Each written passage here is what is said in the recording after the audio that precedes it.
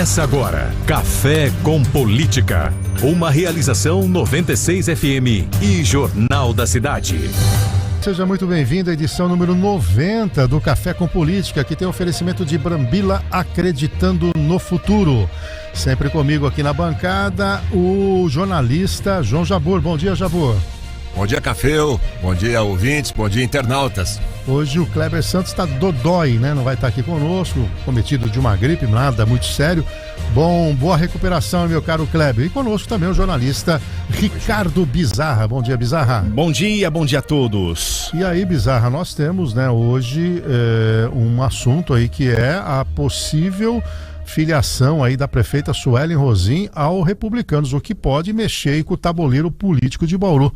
Vamos contextualizar a questão. Inclusive, o Tarcísio de Freitas discute com o seu secretário de Governo e Relações Institucionais, o Gilberto Kassab, a possibilidade de filiar então a prefeita Suelen Rosim, né, do PSD ao partido da qual atualmente faz parte o Republicanos. O convite chegou a ser formalizado pelo dirigente do Palácio dos Bandeirantes no encontro recente entre ele e Suelen. A Suelen teria respondido que possui um compromisso com Kassab, que é também presidente nacional do PSD, o que poderia travar uma eventual filiação. Foi o próprio secretário, afinal, que pavimentou esse caminho para Suelen ingressar no PSD. A prefeita começou o mandato no Patriota, migrou na sequência para o PSC, né? Hoje que está em processo PSC com o Podemos, para depois então mergulhar no PSD de Kassab, que hoje domina a maioria das prefeituras paulistas. Bom, aí, né, Jabbour, com essa sondagem aí da entrada da Suelen no Republicanos, aquela possibilidade do Meira ir para lá está descartada e avançam as negociações do Meira com o PL. Só que aí cria um problema no seio direita. Bolsonaro ficaria onde, né? Porque se a Suelen vai para o Republicanos com a bênção do Kassab e apoio do Tarcísio, e o Meira vai para o PL com a bênção do Capitão Augusto e eventualmente do Bolsonaro, como é que seria esse palanque?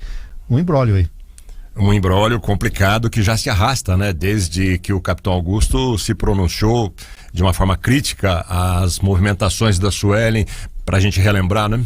Que teria ido até o PL Nacional para tentar ocupar o partido aqui, presidir, comandar o partido em Bauru. O Capitão Augusto, que é vice-presidente nacional do PL, acabou se irritando com isso e de lá para cá eles definitivamente se separaram, mesmo pertencendo ao mesmo campo ideológico, mesmo com a lógica da política indicando que eles poderiam estar juntos nas eleições deste ano.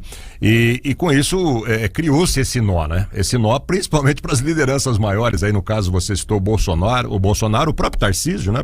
Que, embora talvez aí nem tão próximo do Capitão Augusto, mas o Bolsonaro sim, né? E é uma grande incógnita que vai ficar, porque para a liderança não compensa dividir, não compensa rachar, não compensa agradar um, desagradar o outro, né? Tendo em vista depois 2 anos adiante. É o que o Meira trouxe, né? Que havia um acordo que onde tivesse um candidato do Republicanos, o PL respeitaria e o contrário também verdadeiro, né? E quando nós indagamos para ele sobre a Kimball, ele falou que deve ser tratado de maneira diferente.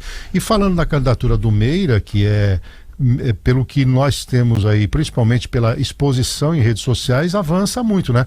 Eu imagino assim, eu não vou para um almoço, para uma conversa com o comandante do partido e vou tirar foto e vou dizer que as articulações foram boas, se eu vou recuar como candidato a prefeito, né? Me parece que a cautela do Meira está muito mais ligado ao fato dele estar hoje no União Brasil e esperar a janela partidária agora em março, né? Março e abril, né? Abril, né? Que vai ter a possibilidade de troca de partido do que efetivamente dizer, tô fora, tô dentro, né? Eu acho que pelo que repercutiu essa semana da reunião que ele teve lá, ele está dentro, né? E estaria aí construindo mesmo um caminho para ser candidato a prefeito em Bauru. Não tenha dúvida, essa via começa a ser pavimentada, né, Caféu? Essa data que você citou, a data da janela partidária, em que os detentores de mandato legislativo podem trocar de partido sem a punição de perder a cadeira, ela é decisiva, vai ser decisiva, né? Porque para o partido que o Meira decidir migrar, Ele não vai ficar no União Brasil, isso já é claro. Mas para o partido que ele decidir migrar, fica praticamente selada a sua pré-candidatura, depois para ser confirmada nas convenções lá do meio do ano. Mas eu ainda tenho dúvidas, eu tenho assim um pé atrás com relação a essa definição, porque o Meira, a gente conhece um pouco, o Meira gosta da coisa muito bem clara, preto no branco, acordo selado, acordo cumprido, e ele já sofreu com isso na eleição passada, na eleição de deputado, principalmente quando algumas combinações não foram cumpridas com ele, e ele até chegou a romper com antigos aliados, não aqui em Bauru, mas no plano estadual do partido. Então eu tenho uma dúvida em relação a isso. O PL vai ter que ser muito firme, caso seja o PL, né, o que tudo indica, muito firme nos compromissos com o Meira. Tem a verba partidária que é talvez aí o maior nó, a maior entrave para um acordo que tem que vir da forma que seja suficiente para o Meira enfrentar uma eleição que vai ser concorridíssima, enfrentar uma prefeita que está no cargo, que tem grandes chances de eleição. Então, eu tenho dúvida se tudo isso vai ficar muito bem amarrado, né, pro Meira seguir. Mas o caminho é esse, né, tá? Agora ficou, como você disse, com essa tentativa aí do Republicanos de levar a Suelen, possivelmente, ficou muito bem mais claro o quadro, né? Suelen, consolidadamente candidata, mas com essa possibilidade de Republicanos, e o Meira com o PL bem adiantado em termos de conversação.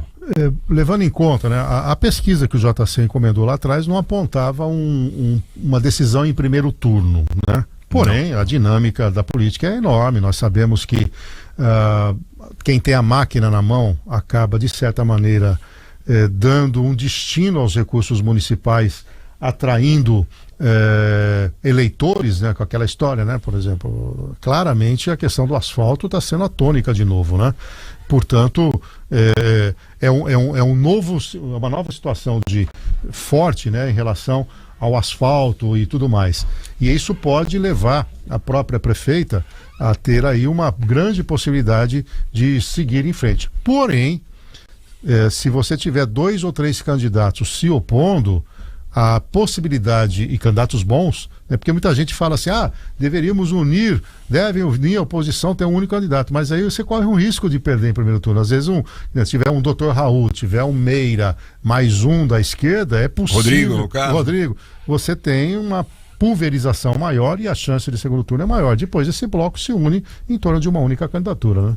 Eu acho que o segundo turno é algo que nesse momento parece quase que certo, né? Dificilmente alguém tem 50% dos votos mais um, a prefeita tem, aí pode ter até uma boa densidade eleitoral, mas ela tem os desgastes também, né? Se ela não tinha rejeição na eleição passada, agora possivelmente tem, então muito provavelmente teremos o segundo turno em Bauru e uma eleição acirradíssima, né? É verdade. E já compondo aqui também a nossa bancada, o Luciano Olavo, especialista em direito eleitoral. Luciano, bem-vindo mais uma vez aqui ao Café com Política. Muito obrigado, bom dia a toda a audiência e os componentes aqui da mesa. E aí, Luciano, nós estamos falando um pouquinho aí de janela partidária, né? Nós temos aí um calendário. Bom, dá uma resumidinha aí, o que o político pode fazer agora, não pode. A gente vê o Meira, por exemplo, articulando com o PL, mas ele está no União Brasil, então eu percebo que ele fica mais acuado, não se posiciona muito firme como pré-candidato, porque talvez ele tenha um receio, né, de uma retaliação. Ele espera que o União Brasil permita a saída dele antecipada, mas há um respeito aí a esse calendário eleitoral para evitar qualquer penalização, né? Mas essa questão da mudança de partido, existe a chamada janela partidária, né? Vai ser em abril, né? Que são 30 dias antes dos 6 meses que o candidato tem para se filiar ao partido político no qual ele concorrerá. Então, 30 dias antes desses 6 meses, existe essa janela partidária que ele pode trocar de partido sem que ele infrinja lá a chamada fidelidade partidária. Então, esse tipo de problema, caso não seja resolvido consensualmente entre os candidatos e os seus eventuais partidos, ele pode ser resolvido dessa maneira. Claro que acho que nunca é a melhor maneira quando se trata de política, né? Sempre é bom o consenso. Depois disso, a gente já tem o período de convenções partidárias, que vai de 20 de julho a 5 de agosto. E aí, esses candidatos que são escolhidos nas convenções, eles precisam ser registrados na Justiça Eleitoral até o dia 15 de agosto. E depois do dia 15 de agosto, que é quando ocorre o registro, a data limite, né, para o registro das candidaturas, esses candidatos eles podem já começar a fazer a propaganda eleitoral, portanto, a partir do dia 16 de agosto. Nesse período agora, entre abril e agosto, ele vai ter que se apresentar como pré-candidato? Não é bem assim que ele tem que se apresentar, mas é bom que ele se defina, porque algumas questões elas podem sofrer prejuízo caso isso não aconteça. Por exemplo, hoje nós temos a possibilidade de arrecadação de recursos por pré-candidatos, né? Que é a chamada vaquinha virtual, né? Que é um financiamento coletivo. Isso pode ser feito antes dele registrar a candidatura dele, né? É algo até bastante discutível, mas enfim, está na legislação. Então, se ele não se define já, talvez ele perca, digamos assim, uma fonte de financiamento. Ele vai deixar de ter uma vantagem competitiva em relação a outros candidatos que já se posicionaram, que já foram definidos, né, de forma até informal, porque ainda não houve a convenção partidária, e que já estão arrecadando esses recursos. Então, essa definição, me parece que ela é importante para o candidato por conta de algumas questões, inclusive essa. Luciano, só para entender melhor isso, que é uma novidade, né? Imagino essa arrecadação de recursos como pré-candidato. Mas caso ele arrecade e a pré-candidatura dele não se confirme na convenção, surge um outro candidato no partido. Esse dinheiro fica no partido, vai para o outro? Como é que funciona isso? Não, o dinheiro ele é para campanha, né? Então esse dinheiro não é particular para a pessoa, né? Então como se eu estivesse apoiando o partido. Exato, na verdade no final das contas é isso daí, né? E esse recurso está ali. Mas só para ficar claro, então vamos imaginar o caso do Meira. Ele em abril tem a janela partidária, ele sai do União Brasil, se filia ao PL e o PL diz, definimos aqui, o Meira é o nosso pré-candidato, ele vai para a convenção concorrer. Naquele momento ele pode fazer uma campanha indireta, sendo entrevistado e se colocando como eu sou pré-candidato a prefeito. Ele pode fazer isso? Não, a legislação eleitoral já de bastante tempo, ela permite essas entrevistas, né? O Jabu, que trabalha com imprensa há bastante tempo, há muito tempo ele acompanhou essa mudança, né? Ele pode se apresentar como candidato, dar entrevistas, falar do seu plano, da sua plataforma, desde que não haja pedido expresso de voto, né? Só não pode pedir voto. Mas é um me engano que eu gosto, né? Eu acho um pouco artificial, mas enfim, a lei foi feita assim, não é? Temos essa lei, né? É algo bastante discutível, acho importante ser discutido, mas é o que existe. Então a pessoa pode ir lá, pode dar sua entrevista, pode falar sobre a sua eventual plataforma, né? Caso seja eleito, e não pode apenas pedir o voto, né? É estranho porque, se você está dizendo que você será candidato, se você está dizendo que a sua plataforma é essa, que os seus planos são esses. Não, que diferença faz você falar vote em mim ou não falar vote em mim? Mas enfim, isso está na lei, é assim que funciona. Jabor? Sim, Luciano, me parece que um dos grandes, talvez o maior desafio para a eleição desse ano, em termos de justiça eleitoral, seja combater a desinformação, né? Que é algo que se disseminou ao longo dos anos, não só nos períodos eleitorais, mas na política de uma forma geral, até mesmo na sociedade. E, além disso, tem outras inovações aí para esse ano, que eu queria até tratar com você depois, mas sobre esse ponto especificamente, me parece que inclusive há mudanças na legislação para tentar combater a danada da fake news. Você tem toda a razão. Nós vamos viver nessa eleição, digamos assim, uma grande experiência. Por quê? O que se observou, vocês devem estar acompanhando isso daí, né? O que se observou na última eleição presidencial na Argentina foi a utilização de inteligência artificial para a produção de fake news. Então, qual é a grande diferença disso? Bom, fake news sempre existiu, por que agora estamos preocupados com o uso da inteligência artificial?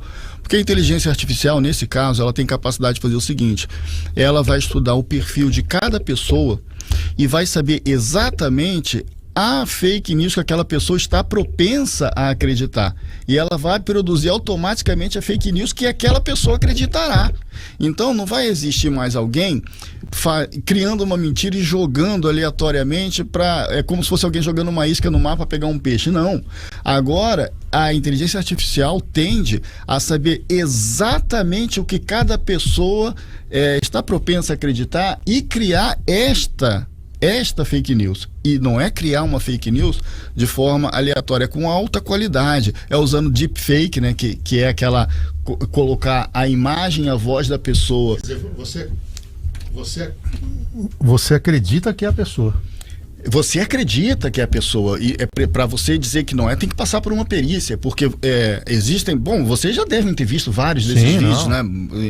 Então, eu tenho, na verdade, até uma assessoria digital, e ele está usando como recurso comercial para que ele não precise, ele toda hora. Ele está treinando ele gravou, o Paulo, né? Ele gravou a gesticulação, agora ele está educando o avatar dele a ter os trejeitos, é impressionante. Eu fiquei acompanhando o Jabur. Agora você imagina uma figura pública que ela tem milhares de vídeos circulando pela internet, a inteligência artificial pega aquilo tudo e estuda a voz, os trejeitos, tudo, até mesmo o tipo de roupa que ele utiliza, produz um vídeo com a voz dele falando algo. Bom, isso aconteceu, isso aqui não é uma hipótese, aconteceu na eleição argentina, né? Para os dois lados. Então, isso é a grande preocupação para a próxima eleição municipal. Temos legislação para tratar desse assunto? Temos legislação. Só que como os danos podem ser muito maiores, me parece, essa é uma opinião que eu tenho, que a legislação que nós temos, ela é insuficiente no que diz respeito à penalidade. Então, por exemplo, você veja que existe o artigo 323 no Código Eleitoral que cria, que se refere ao crime de você, durante a campanha eleitoral, durante o período de campanha eleitoral, criar ou divulgar mentiras que possam influenciar no eleitorado, mentiras que se dirijam a candidatos e partidos. Ora, a pena disso daí é de 2 meses a 1 ano de detenção. Tudo na vida é relação de custo-benefício.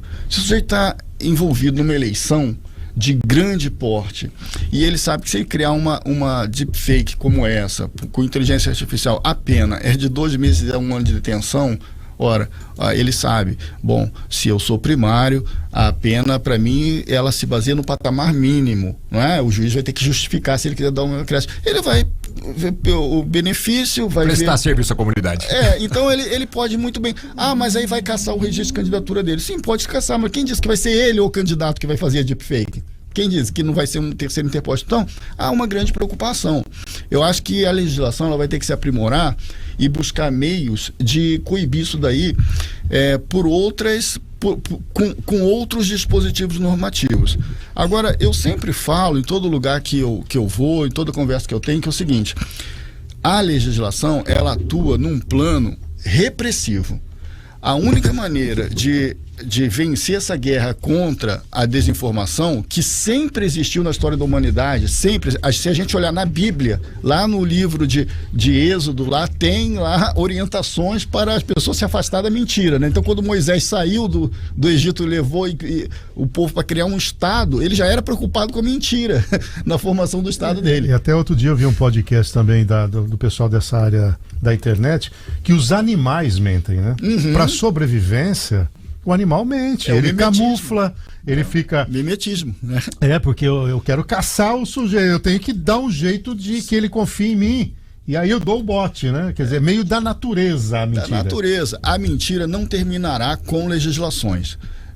Não é querer cair no lugar comum, não é querer enaltecer o óbvio, mas se nós quisermos ganhar a guerra contra a desinformação, ou pelo menos trazê-la para um nível civilizado, a única maneira de atuar com êxito é por intermédio da educação. Porque você veja bem, se existe uma pessoa que se coloca na posição de dizer o que é verdade, o que é mentira, e filtrar isso para a comunidade, qual é a diferença dessa pessoa para todos os demais? É que ela pretensamente tem um nível de educação que lhe qualifica a fazer isso. Agora, se ela tem esse nível de qualificação, por que os demais não podem ter também e eles mesmos fazerem essa filtragem? Então, agora, proibir assim, uma mudança na legislação limitando um pouco o que o candidato faz, cercearia um pouco a campanha, né? Porque no passado, né, olha, nós tínhamos aqui em Bauru showmícios, né? Não pode ter mais. Lembra? Você entre contratava... aspas, podemos até falar disso depois. Mas que hoje é gratuito, entre aspas. Mas nós tivemos aqui o Zé Marta, quando foi candidato, nossa, ele trouxe artistas de tudo quanto é estirpe e preços de ouro, né? Detrimento a outro candidato que não tinha esse poder econômico. Ele acabou não se elegendo, mas quantas vezes a gente não foi em showmício para ver? O show lotava lá, né? Usou o recurso. E né? hoje, na verdade, ele pode, desde que seja voluntário, não é isso? O que eu quero dizer é o seguinte: haveria uma possibilidade de mudança mais radical na legislação, ao ponto de dizer, esse tipo de veiculação não pode, ou não tem como controlar isso? Então, Café, mudança na legislação é possível tudo, porque depende da vontade do legislador. E depois, é claro, do filtro do STF, que vai julgar se essa mudança é ou não constitucional. Agora, assim, o que eu estou querendo dizer é que não me parece que a estratégia de meramente proibir seja útil. Por quê? Como eu disse, sempre teve mentira na política, na história da humanidade. Maquiavel já recomendava que se mentisse. Bom, então a sua tese é uma penalização maior como repressão. Mas o que se vai você fizer, vencer... o crime é mais forte do que você está imaginando, é isso? Mas o que vai vencer é a informação. Por que o candidato vai usar a desinformação? Porque para ele a relação custo-benefício é boa. A partir do momento que as pessoas tenham um nível de educação tal que seja muito pequeno o efeito da mentira, aquilo deixa de ser desinteressante, deixa de ser interessante para ele, e a relação custo-benefício muda. Então, por que eu vou me expor a uma sanção se eu sei que ao criar essa mentira eu vou... Por exemplo, vamos dar aqui um exemplo. Se você fala que manga com leite mata, se você vai numa comunidade tradicional que está acostumado a tomar como verdade tudo que ela ouve de alguém que pretensamente tem uma autoridade, vale a pena eu contar essa mentira, porque eu sei que muita gente já vai acreditar. Porque minha mãe sempre falou que matava. E eu nunca tomei. Eu acreditei por um bom tempo também. Então, agora, se você vai a uma faculdade de medicina contar essa mentira, vale a pena para você contar essa mentira na faculdade de medicina? Não vale. Por quê? Porque o público não vai acreditar. Então eu apenas vou me expor ridículo. Mas aí, Luciano, nós vamos cair naquele problema que é quem decide a eleição de fato. E a gente tem aí clareza, né? Vamos pegar as eleições aqui de Bauru. É a periferia que vai definir. Não adianta você imaginar que pessoas que atingiram um nível educacional maior acabaram tendo uma ascensão na carreira por méritos e tudo mais, conseguiu construir uma situação financeira diferente, acaba tendo um conforto superior ao que o grosso da população tem, por méritos pessoais, pela carreira que teve, e é o que a gente chama de uma elite, que se a gente apertar aqui em Bauru, não dá 2% das famílias que residem na cidade. E não adianta, e a gente sabe que os próprios candidatos já avaliam isso, não adianta eu ser um candidato que transito bem aí pela elite da sociedade, que quem decide é a periferia. Tanto que eles buscam normalmente uma candidata mulher, periférica, às vezes religiosa, quer dizer, esse é um perfil. Partindo desse princípio, isso que você está colocando não teria o filtro de uma parte da população. Pode ser que ela não acesse a tecnologia para poder se deparar com um avatar de alguém. Por outro lado, ele assume como verdadeira aquela questão e pode desconstruir. O PT fez ao longo do tempo, não pela internet, mas sempre que tinha uma eleição, falava para a população mais carente, vai acabar o Bolsa Família se você eleger aquele fulano de tal lá. Bolsa Família, quem criou foi o Lula. Se vocês votarem aí, e aí o que acontece, principalmente em redutos, né, mais pobres, acabava que aquele candidato indicado pelo PT acabava indo. Você não acha que essa educação não vai chegar, não vai ter o filtro que a gente imagina? Café, eu concordo com tudo que você falou, eu acho que você está corretíssimo, só que o problema é não aceitarmos essa realidade. De fato, você está corretíssimo. Hoje, na circunstância que nós temos hoje, ou melhor, na conjuntura que nós temos hoje, a coisa não funcionará a contento. Então, a necessidade de legislações repressivas é maior nesse contexto. Só que com a legislação repressiva não vai resolver, porque sempre haverá caminhos que essas pessoas e essas tecnologias encontrarão para penetrar na sociedade. É a ênfase que se dá aí. Então eu estou lá estudando, os seus filhos que vocês estão pagando escola para eles, estão lá estudando que os corpos se atraem na razão direta das suas massas e na razão inversa do quadrado das suas distâncias. Está muito bom, é lindo aprender isso, é ótimo. Quando que ele vai usar isso na vida? Nunca. Agora, ele utiliza o sistema eleitoral Um ano sim, um ano não. E ele não sabe como funciona o sistema eleitoral. Ele não sabe como faz os cálculos para eleger um candidato, e por isso acontecem os puxadores de votos, e por isso acontece todas as consequências nefastas que disso decorrem. Como que uma pessoa consegue sair do sistema educacional e ainda assim ser atingida por uma fake news que fala, por exemplo, isso aconteceu com a minha mãe, que fala, por exemplo, que se o candidato X ganhar, vão tirar a sua aposentadoria. Como que uma pessoa sai Vão confiscar a poupança. Vão confiscar. Como que uma pessoa sai do sistema educacional e cai nessa fake news? Então, enquanto a gente tiver essa realidade, é porque a fake news terá sucesso independente da lei repressiva que exista. Não tem como uma pessoa entrar numa faculdade acreditando que um candidato pode ser eleito e confiscar a aposentadoria do pai dela. Bom, então o que você está colocando é que o nosso sistema educacional precisava trabalhar mais e aguçar a questão do senso crítico, a avaliação, né, de olhar e interpretar, do que ser simplesmente uma faculdade técnica em que você está preparando para o mercado. Talvez até tá com uma disciplina, educação política no sentido amplo, né, obviamente. Aí quem vai decidir isso? O problema é esse, né? Quem são é que vai direcionar, né? Quem está no poder tem interesse? Mas, Jabu, Cafeu, peguem a lei de diretriz e base da educação. Está escrito lá, artigo 2º, artigo 22, está escrito lá, a formação em todos os níveis, ela deve se voltar para o exercício da cidadania e das práticas sociais. Está escrito lá, desde 96. Está escrito na lei de diretriz e base da educação. Vocês têm filhos nas escolas. Os filhos de vocês saem, por exemplo, saem da escola entendendo alguma coisa, qualquer coisa que seja, sobre como é feito o orçamento do país. É verdade. Então, como que ele está preparado para a prática da cidadania se ele não sabe como é feito o orçamento do país? Quociente eleitoral. Mal sabe o que é Câmara, o que é Legislativo, Executivo, Judiciário. Não sabe. Então, o que eu falo sempre, nós já temos leis muito boas. O que nós não temos é a execução das leis. E aí a gente quer fazer novas leis. Hoje conosco aqui, Luciano Olavo, que é especialista em direito eleitoral, aqui na bancada, João Jabur, Ricardo Bizarro, e eu sou o economista Reinaldo Cafeu.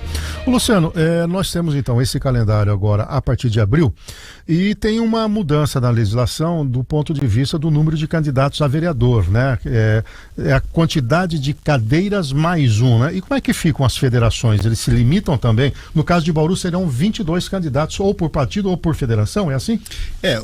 A federação, quando a gente fala em federação, é só para simplificar na cabeça do eleitor, imaginar um partido, né? Então a federação, ela será um partido. É um conjunto que tem lá vários elementos. Cada elemento é um partido, e a federação passa a ser esse conjunto que contém esses elementos, e ela funcionará também como um partido, né? Apesar de ser uma federação de partidos. Para fins de eleição é como se fosse um partido comum. Então, agora houve essa alteração na quantidade de candidatos que cada partido, ou no caso federação, poderá apresentar. E eu acho que é positiva essa mudança, porque diminui a quantidade de candidatos. E faz uma seleção melhor no partido, né? Fica mais fácil para o eleitor, inclusive escolher o seu candidato, né? Vai ter menos candidatos. Outra coisa que é interessante é porque agora que nós temos financiamento público de campanhas, você diminuir um pouco o número de candidatos significa que você está, talvez, né, precisando de menos dinheiro, porque vai ter menos candidatos. Ou, quem sabe, concentrando mais dinheiro em poucos candidatos. São 4 bilhões e 900 milhões, não vão deixar de gastar isso. Então, a ideia seria que, tendo menos candidatos, você precisasse menos dinheiro. Mas dobrou? Mais que dobrou. Então, por isso as coisas no Brasil, às vezes, seguem esses caminhos aí, né? Então, você agora tem menos candidatos com mais dinheiro. Então, no caso aqui de Bauru, que tem 21 vagas, eram 17, agora passa para 21, cada partido ou federação pode lançar no máximo 22 candidatos. Agora, tem a cota de mulher ainda. Tem. Então, a gente fala cota de mulher, mas assim, tecnicamente não é correto falar cota de mulher. Por quê? Na verdade, o que a legislação diz é que você tem que ter 70% de um gênero, né? E 30% no mínimo de outro. Então, por exemplo, se um partido tiver 70% de mulher, tem que ter 30% do mínimo de homem. Então tem que ter uma cota. Ela não fala especificamente da mulher. Não fala. E nesse caso o gênero também entraria? O gênero. Inclusive já tem julgados do TSE dizendo que ali onde está escrito sexo é para se considerar, né? Para se interpretar como gênero. Isso já tá bem pacificado. Então, Me parece que essa mudança é interessante, até por uma questão que muita gente não toca, né, não percebe. Mas veja bem, ora, está lá na Constituição que um dos fundamentos da República é o pluripartidarismo, né? E numa democracia não pode ser diferente. Agora, se a gente for buscar... O que você está querendo dizer, com a limitação que você tem 100% de vagas, só mais um, a chance de você ter o pluripartidarismo é maior. Aumenta. E assim, tudo bem que é algo remoto de acontecer, né? Mas existe já registro disso ter acontecido uma vez, pelo menos, né? Foi até aqui em São Paulo, agora eu esqueci o município. Mas daria uma hegemonia daquele partido. Como que você vai ter um pluripartidarismo se você tem garantido, se você tem 150% do número de cadeiras para cada partido? Ora, você está dizendo que então existe a possibilidade de um partido eleger 100% das vagas, não é? Então, me parece que o mais lógico, para combinar com o fundamento republicano do pluripartidarismo, é que os partidos, nenhum deles pudessem chegar a 30% das cadeiras. 90 que fosse, né? O número máximo de candidatos fosse 90. Aí você teria uma diversificação maior. Mas, enfim, melhorou pelo menos, porque agora é 100% mais um, né? Ou seja, você teria uma limitação de entrada e também teria uma limitação de eleitos. Não seria possível eleger 100% da casa. Mas, ao mesmo tempo, trabalha-se já há anos para reduzir o número de partidos políticos, né? Qual a relação dessas duas coisas? Então, essa redução do número de partidos políticos, quando eles criaram o fundo eleitoral, vocês devem lembrar que eles criaram aquelas cláusulas de barreira lá e que o partido ia acabar morrendo porque ele não receberia recursos do fundo partidário e nem do fundo eleitoral. E isso aí era praticamente declarar o fim do partido. E aí, com essa justificativa, conseguiu-se aprovar o fundo eleitoral. Vai ter financiamento público, mas agora vai ter menos partidos. Só que aí os sujeitos fizeram o quê? Eles pegaram e criaram a federação partidária e disseram que na federação, o partido que estivesse na federação, mesmo que ele não alcançasse aquelas cláusulas, poderiam permanecer enquanto ele estivesse na federação, e totearam. É um grande negócio. É um grande negócio. Então, gente, eu sempre digo o seguinte, né? Ninguém é obrigado a concordar comigo, mas também ninguém pode me proibir de ter essa opinião. Se você pega dinheiro público e distribui dinheiro público para partido, você está com uma inclinação a ter mais ou a ter menos partidos? A ter mais. Você para pensar que tem partido no Brasil que mensalmente recebe, eu não estou falando de fundo eleitoral, tá, gente? Só fundo partidário. Mensalmente ele recebe mais de 10 milhões de reais por mês, sem pagar imposto de renda, sem pagar tributo nenhum. Para garantir a estrutura do partido. Tem partido que recebe isso por mês, mais de 10 milhões. Olhe para o Brasil e veja quanto % das empresas faturam líquido, livre de tudo, 10 milhões de reais por mês. 120 milhões por ano. É um porte médio de empresa. São poucas. Aliás, com risco zero, tá? Sobre isso, Luciano, me incomoda muito, não é de hoje, já não é só o montante 4 bilhões e 900 milhões, que me parece excessivo também, mas me incomoda muito uma coisa que eu não sei se a Justiça Eleitoral consegue aferir como nos outros setores. A eleição, a gente percebe, virou um grande negócio. Não necessariamente com a conquista do cargo, virou um grande negócio durante a campanha, para muita gente. Criou-se um ecossistema de faturamento aí que se baseia no seguinte, na minha opinião e na minha impressão. As pessoas vendem produtos e serviços para os partidos e muitas vezes, talvez, combinadamente com as lideranças partidárias, emitem notas, recibos, etc. E isso, me parece, não passa por um filtro, não passa por uma fiscalização e uma análise. Então, são preços absurdos. Você pega um papel, um folheto, o sujeito vende lá por R$10 cada folheto. No final das contas, 1 milhão de folhetos dá uma fortuna.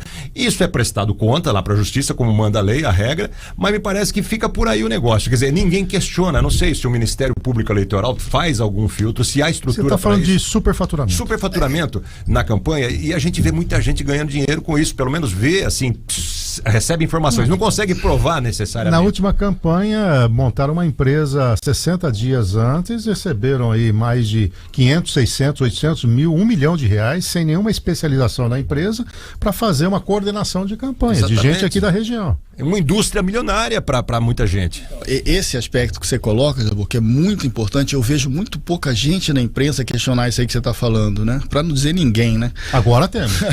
Mas olha só, você veja que a Justiça Eleitoral, coitada, ela vai jogar com um time que está fazendo a regra do jogo. E ela tá ali jogando contra aquele time.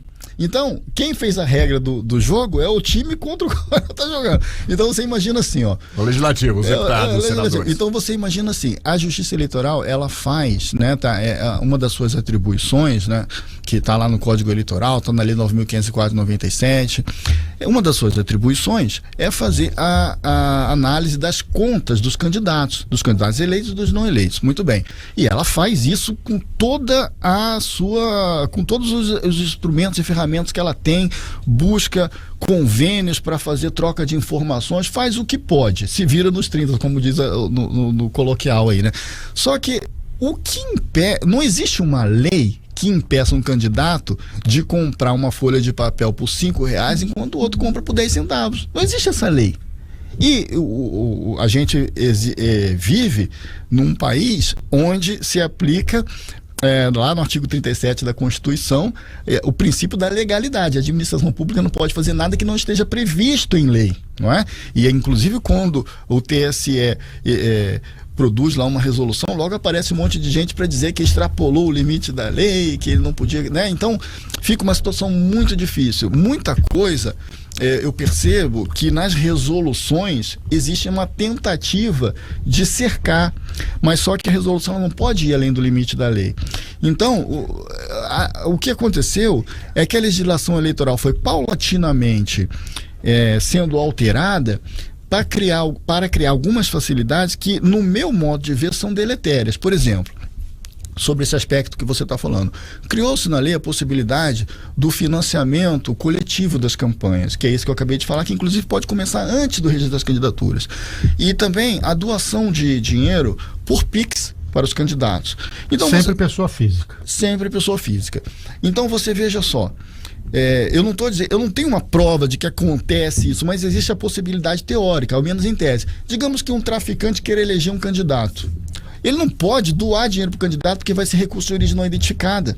Como que ele pode fazer agora que pode doar por Pix? Ora, ele vai lá na favela, distribui aquele dinheiro. Olha, todos vocês aqui vão doar Pix para esse candidato aqui. Amanhã eu quero ver na conta, hein? Em vez de dar 100 mil, dá milão para 100 pessoas. Pra cada um. Eu tô fazendo o quê? Se isso acontecer, eu tô lavando dinheiro. Aí eu pego esse dinheiro que entrou na campanha, que o traficante não tinha como apresentar, ele pode, por exemplo, abrir várias empresas e aquele candidato compra produto dessa empresa que ele mesmo abriu. Você tá entendendo? Você faz uma casadinha aí. Então, isso tudo, gente, são questões que a sociedade deve cobrar do poder legislativo, que é quem faz a lei. Depois não adianta reclamar para as outras instituições, porque as outras instituições, pelo princípio da legalidade, apenas seguem a lei. Então você tem que olhar para essa realidade, por isso que eu estou falando. As pessoas aprendem isso nas escolas?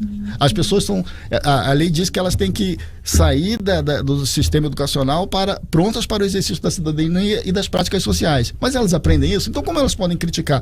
Essas pessoas deviam cobrar isso do poder legislativo. Olha, esse tipo de doação que vocês permitiram aqui, ela gera essa possibilidade. Quais são as resguardas que nós temos contra isso? Por exemplo, outra situação que é preciso ter uma atenção muito grande para não permitir que aconteça. Todos nós sabemos que as instituições religiosas não podem interferir nas campanhas. Mas, olha, a partir do momento que eu posso doar com Pix para as campanhas, se eu sou, por exemplo, um desses pastores, ou sei lá o que, padre, o que for, né? Aqui não é crítica a nenhum tipo de religião específica, qualquer religião pode fazer isso aí. E eu tenho lá um grande recurso de dinheiro que foi arrecadado nos templos, por doações e tal. Quero colocar isso nas campanhas. Ora, eu pego meus fiéis, distribuo esse dinheiro, faz Pix, pessoal, pra cá. Então, essa legislação que permitiu o financiamento das campanhas desse jeito, no meu modo de ver, e outras pessoas podem entender que não, isso é legítimo, mas no meu modo de ver, ela não é assim, não ajuda a democracia isso daí. Não ajuda porque existe a possibilidade, em tese ao menos, de que coisas assim possam acontecer. E mesmo porque nos templos, né, são doações espontâneas, normalmente, e eles são isentos, não declaro, quer dizer, tudo ali. E tem toda um comando nacional de blindagem, né, de reação política se fizer qualquer coisa contra um segmento religioso, seja ele católico, evangélico, coisa que o valha, né? Então, ali, semelhante ao exemplo que você citou, né, do traficante, é muito fácil também lavar dinheiro nesse aspecto. Se você pega o dinheiro e começa a inserir esse dinheiro em campanhas através de doações por Pix que podem ser pulverizadas pela sociedade, e depois com esse dinheiro na campanha você pode fazer compras em empresas que, né, você vai ter a nota fiscal, vai ter tudo, mas, por exemplo, não tem como um fiscal das contas, lá alguém que vai fazer a análise das contas, saber se o material que está lá, a nota fiscal, foi entregue ou não. Ou se foi superfaturado ou não. Ou se foi superfaturado ou não. Então, assim, aí vai todo mundo lá, mas não está sendo, não existe a prestação de contas. Mas, gente, veja como funciona antes de criticar, né? Bom, estamos chegando à reta final. Rapidinho, Luciano, só para a gente, o calendário então. Agora nós temos essa janela em abril. Quais são os próximos passos ali então? Então, aí depois desse período aí de 30 dias, antes dos 6 meses para se registrar nos partidos, você tem então o período das convenções, né? Que vai acontecer de 30 de julho de 20 de julho a 5 de agosto, onde serão escolhidos de fato os candidatos. Até o dia 15 você faz o registro da candidatura, no dia 16 começa a propaganda eleitoral. E a propaganda eleitoral ainda não no rádio e na TV, não é? Aí no final do mês de agosto começa a propaganda eleitoral gratuita, que de gratuita não tem nada, e vai até a antevéspera do pleito, né? E basicamente é isso daí. Tem alguns outros eventos. Uma duvidazinha que me perguntaram esses dias, rapidamente. A pessoa que quer ser candidata, mas ainda não é filiada a partido, ela tem tempo ainda de se filiar? Ela tem que se filiar até 6 meses antes da data do pleito. Okay. Então é só ver lá qual é o primeiro domingo de outubro, é esse dia. 6 meses antes é o dia limite para ela se filiar. Pô, acho que é 6 de outubro, né? Seria 6 de outubro. 6 de maio. Aí você não, conta. 6 de abril. Você conta 6 meses para trás. Até março, vai. Até Isso. março tem que filiar. Até março tem que filiar para ser candidato.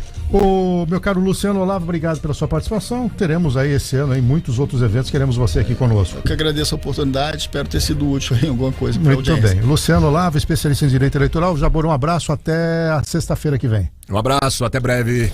Muito bem, eu agradeço a sua audiência. O Café com Política volta sexta-feira que vem. Na segunda-feira, eu e Bizarra e todo o time estaremos aqui com o Cidade 360. A você um excelente final de semana. Fiquem com Deus, até segunda, se Deus quiser. Tchau, tchau.